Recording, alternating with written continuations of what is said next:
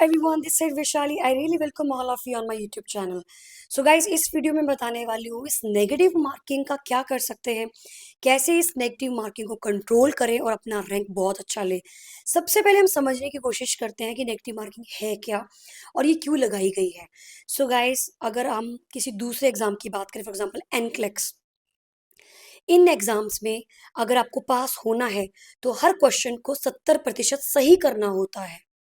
Similarly अगर हम नॉर्सेट की बात करते हैं तो एक क्वेश्चन गलत करने से, एक ऑप्शन भी गलत के पिक करने से आपका पूरा क्वेश्चन गलत हो जाता है। So NCLEX is very different because NCLEX में कुछ भी गलत नहीं होता है, बस परसेंटेज कम हो जाती है और ओवरऑल जो परसेंटेज आपकी पास होने की दैट इज 70%। जबकि नॉर्सेट बोल रहा है कि भाई अगर तुमने एक क्वेश्चन गलत किया तो वो क्वेश्चन गया। तो मतलब 200 क्वेश्चन अगर पेपर में आ रहे हैं और आपने 50 गलत किए तो मतलब कि ये 50 मार्क्स जीरो हो चुके हैं आपके। 50 तो आपको मिलने वाले हैं नहीं, लेकिन ये 50 क्वेश्चन जो आपने गलत किए हैं इनका असर आपके 150 क्वेश्चन पे भी पड़ेगा। अगर 150 क्वेश्चन पे असर पड़ा तो जो आपने सही किए हैं वो भी गलत हो जाएंगे। इसीलिए negative marking it's very very important कि आप थोड़ा ध्यान दें और नेगेटिव मार्किंग ना करें, क्योंकि जो 150 क्वेश्चन जो आपको आता था, जो आपने सही करना था, वो उस पे भी वो नेगेटिव कॉन्सिक्वेंस देखने को मिलता है। अब यहाँ पे दो तरीके के लोग हैं, एक तो मेरे जैसे लोग हैं और एक थोड़े दूसरे प्रकार के लोग हैं। अब पहले मैं अपने बारे में बताती हूँ। सो गाइज, जब मैंने एग्जाम दिया था मुझे इस नेगेटिव मार्किंग से कोई मतलब नहीं था। मुझे कोई फर्क नहीं पड़ता था क्या नेगेटिव है क्या नेगेटिव नहीं है। लिटरली बता रही हूँ, मैंने 200 क्वेश्चन में से 180 क्वेश्चन अटेम्प्ट किए थे एंड 180 क्वेश्चंस पे अटेम्प्ट करने पे मुझे बस ये था कि नेगेटिव होंगे भी तो कितने ही नेगेटिव होंगे। मेरे जो सही क्वेश्चंस हैं, अगर इन केस अगर मैंने 10 नेगेटिव भी किए हैं उसमें से मेरे अगर 5 भी सही हैं तो भाई वो 4 नेगेटिव क्वेश्चंस का जो असर है उन 5 क्वेश्चन तक ही लिमिटेड रहेगा। जो सही किए हैं बाकी उन पे कोई असर नहीं पड़ेगा।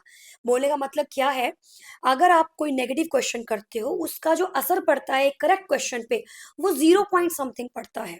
तो अगर आपने दो तुक्के लगा के एक क्वेश्चन सही कर लिया तो आप 4 नेगेटिव क्वेश्चंस जो आपने गलत किए 4 क्वेश्चंस को बचा लेते हो। आई होप आपको समझ में आ रही होगी चीजें। तो एक तो मेरे जैसे लोग हैं जिनको नेगेटिव से कोई फर्क नहीं पड़ता है। भाई मुझे पता है इसका आंसर ये है, मैं टिक लगाऊंगी। मुझे पता है इसका आंसर यही है और मैं टिक लगाऊंगी। अभी सही जाए गलत जाए मुझे फर्क नहीं पड़ता, क्योंकि मेरे को पता है इसका आंसर ये है। That confidence definitely going to help you. लेकिन अब दूसरे प्रकार के लोग, इस क्वेश्चन का मुझे लग नहीं रहा ये आंसर है, कहीं नेगेटिव ना हो जाए, इसको मैं टिक नहीं कर रही, अगले पे चलती हूँ। अरे कहीं नेगेटिव ना हो जाए, इसको मैं टिक नहीं कर रही। अरे कहीं नेगेटिव ना हो जाए, इसको मैं टिक नहीं कर रही। तो आप करते हो 150 क्वेश्चन। तो ये सेकंड पर्सन जो 150 क्वेश्चन कर रहा है, भाई इसका स्कोर तो वैसे भी 150 में से कम ही आने वाला है। लेकिन जो बच्चा 180 अटेम्प्ट कर रहा है उस बच्चे के एटलीस्ट 150 सही हुए।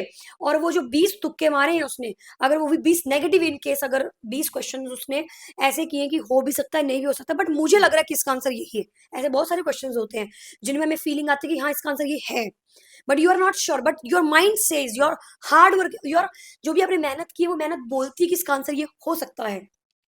और अगर आप वो टिक लगाते हो और वो सही निकल गया तो आपके 4 नेगेटिव क्वेश्चन को वो अकेला एक सही क्वेश्चन संभाल लेगा। इसीलिए 4 नेगेटिव क्वेश्चंस, 4 गलत क्वेश्चन किए हैं आपने, एक सही आंसर जो है उन चारों पे कंट्रोल कर लेता है। इसीलिए गाइस, आपको नेगेटिव के बारे में ज्यादा नहीं सोचना है, वरना आप क्वेश्चन ही नहीं कर पाओगे, आप अटेम्प्ट ही नहीं दे पाओगे। बहुत सारे लोग आपको यूट्यूब पे ज्ञान देंगे, ये स्ट्रेटेजी लगाओ ये। अरे पेपर में कोई स्ट्रेटेजी नहीं लगती है। पेपर आपके रियलिटी में आपके जो नॉलेज है, आपके जो मेहनत आपने की है, वो वहां ऑटोमेटिकली दिमाग काम करना स्टार्ट करता है, ऐसा रिफ्लेक्स बन जाता है हमारा। इसीलिए आप नेगेटिव के बारे में ज्यादा मत सोचो। आप अपना डाटा बार बार रिवाइज करते रहो।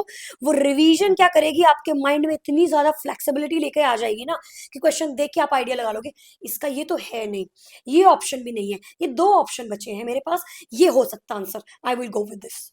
सो गाइज नेगेटिव मार्किंग को बहुत ही ज्यादा अ, अच्छा जो मेथड है जो बचा सकता है negative, that is your eliminate method. तो एलिमिनेट कीजिए, जो क्वेश्चंस आपको गलत लग रहे हैं उनको एलिमिनेट कर दो। जो बच जाते हैं दो ऑप्शंस, उनमें से आप पिक कर सकते हो और आपका 99% क्वेश्चन वो सही होता है। लेकिन अगर आपको चारों में से ही समझ में नहीं आ रहा है कि किसको एलिमिनेट करूं, उस क्वेश्चन को नहीं छूना है। सो गाइस, सबसे पहले आपको डरना नहीं है। आपको नेगेटिव थॉट लेकर ही नहीं आना अपने माइंड में कि नेगेटिविटी भी कुछ होती है, नेगेटिव मार्किंग भी कुछ है। आपको ये सोचना ही नहीं है। आपको सबसे पहले क्वेश्चन देखना है, क्वेश्चन के आंसर्स को लेमिनेट करना है। अगर आप दो लेमिनेट कर पा रहे हो, मतलब कि आपकी उस क्वेश्चन पे कमांड है। लेकिन अगर आप दो क्वेश्चंस को भी लेमिनेट नहीं कर पा रहे, I think you should not touch that question. आपको वो क्वेश्चन छोड़ देना चाहिए, क्योंकि आपको कोई अंदाजा ही नहीं है और वो 100% आपका क्वेश्चन गलत ही जाएगा। तो गाइस, आपका जो प्री टेस्ट होता है वो 100 क्वेश्चंस का होता है और टाइम यूं निकलता है, आपको पता ही नहीं लगेगा। आपको बिल्कुल पता नहीं लगेगा कि कब टाइम निकल गया। और नेगेटिव मार्किंग तो काफी इंपॉर्टेंट है। यहाँ पे बच्चों को छानने का काम किया जा रहा है। क्रीम क्रीम जो रह जाएगी वो आगे देगी मेंस। इसीलिए आपको नेगेटिव मार्किंग से बचना है, क्योंकि यहाँ पर मैक्सिमम बच्चे ऐसे बैठे होंगे जिन्होंने अच्छे से तैयारी नहीं की, बस वो पेपर देने आए हैं। वो बस पेपर देने आए हैं। इसीलिए अगर आप नेगेटिव कंट्रोल करते हो, आपको काफी ज्यादा बेनिफिट होगा। आप ट्राई कीजिए कि 80 क्वेश्चन तो आप टारगेट लेके चलो, जिसमें से 60 तो आपके सही होने ही चाहिए है। अगर 60 भी सही नहीं है तो मतलब आप तैयार ही नहीं थे पेपर के लिए। नेगेटिव मार्किंग ने आपको नहीं डुबोया है, आपकी मेहनत ने आपको डुबोया। आपने मेहनत की ही नहीं थी। 60 क्वेश्चन अगर आपका सही है, 60-70 के बीच में क्वेश्चन सही है, तो अब आपको बचे हुए 15 क्वेश्चन के लिए दिमाग लगाना है, एलिमिनेशन मेथड यूज करना है, एंजाइटी को थोड़ा कंट्रोल करके रखना है, कॉन्फिडेंस रखना है कि भाई ये हो सकता है इसका answer definitely, and then you have to go for it. So guys, again last time I am telling you, अपने दिमाग को शांत कीजिए। जो आपने डाटा पढ़ा है, जो भी आपने रिवीजन की है, उस पर थोड़ा फेथ रखो, विश्वास रखो अपने ऊपर, और भाई क्वेश्चन पेपर को कर कर आओ। अगर पढ़ा नहीं है, आप पेपर नहीं निकालोगे। वही पेपर निकाल पाते हैं बच्चे जिन्होंने पढ़ा होता है। तो नेगेटिव मार्किंग आपका कुछ भी नहीं बिगाड़ सकती, अगर आपको डाटा सच में आता है तो। So guys, good luck for your exam. I am really gonna pray for you all, ताकि आप अपना प्री एग्जाम पास कर लें। नेगेटिव नेगेटिव मार्किंग के बारे में ज्यादा मत सोचो। सोचना है तो अपनी कंट्रोल करो एंजाइटी को। अपने जो भी आपका रिफ्लेक्स होता है ना, कई बार हम बहुत ही जल्दबाजी मचाते हैं, वो भी थोड़ा अवॉइड करो।